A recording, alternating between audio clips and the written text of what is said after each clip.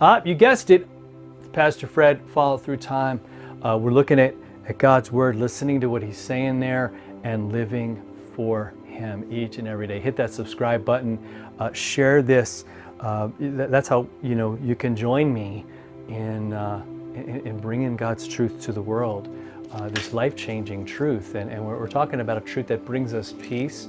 We're talking about a truth, and these are the things that in the series we're doing now at church that God is calling us to think about. And I'm not just talking about going through some mental exercises, but really dwelling on it, like really chewing on it and saying, okay, what is this about, and what does this mean to me?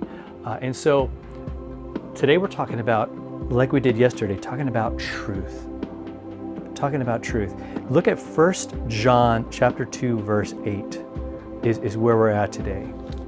And there John says, at the same time, because he's talking about a commandment. Now, he begins by saying, I'm not going to give you a new commandment, but then he it's almost like he can't help himself. He's like, at the same time, it is a new commandment that I'm writing to you. In other words, it's like getting a car maybe that somebody owned before. It's not a new car, but it's new to you. So he might be saying, like, this isn't a new commandment, but it's for a lot of it, it's going to feel new. Like maybe we forgot about it. Like maybe we need to be, we need it back in our life. He says, and this is a commandment that I'm writing to you, which is true in Him, in Jesus, and it's true in you. Why? Because the darkness is passing away and the true light is already shining. Now, what he means by all of this, and he's going to unpack it later in the passage. We don't have enough time to look at all this, but I'll give you sort of the summary. He's going, look, here's the deal. Like, how can you say you love God and love everybody if you hate your brother? He's like, how can you say you're in the light? Like right? And if you're doing something that's really kind of a dark thing of hating somebody, especially somebody that it's a fellow family member, and not just a blood relative, but like somebody who knows Jesus, and you have that in common with them. How could you hate them and say, hey, I love God? He goes, for you, I mean, that might be something new. Like for me, that might be like, oh wow, maybe I didn't think about that. And here's why it's important, because this rings true all the time. It's true because it's how Jesus lived, loved and loved and loved. And as we experience it, it will be true as well. It just shows itself to be legit and to be the real deal. And here's the point, is that the darkness is passing away. The true light is already shining. Jesus already arrived. He already died for us. He already rose for us. And that means that darkness, its days are numbered. It will try to take over, but what happens when you shine a flashlight into a dark room, right?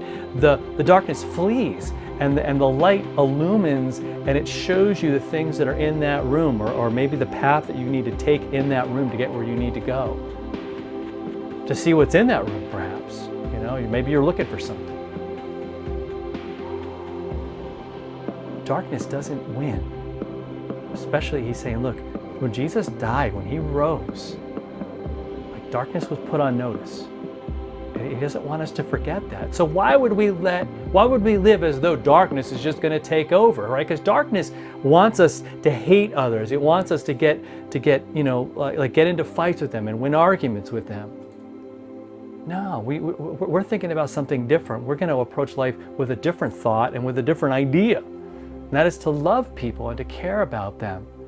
And knowing that when I do that, I show the absolute supremacy of the light. Not of my plan or a political agenda or a social agenda, but of God's awesome, life-giving truth and power. And power. He came that we might be free. He came that we might have life. Not darkness, not death, not pain, not hatred. So when we're dealing with issues, we're dealing with confrontations or conflicts with people, let's let this come back to our minds that hey, darkness, you're done.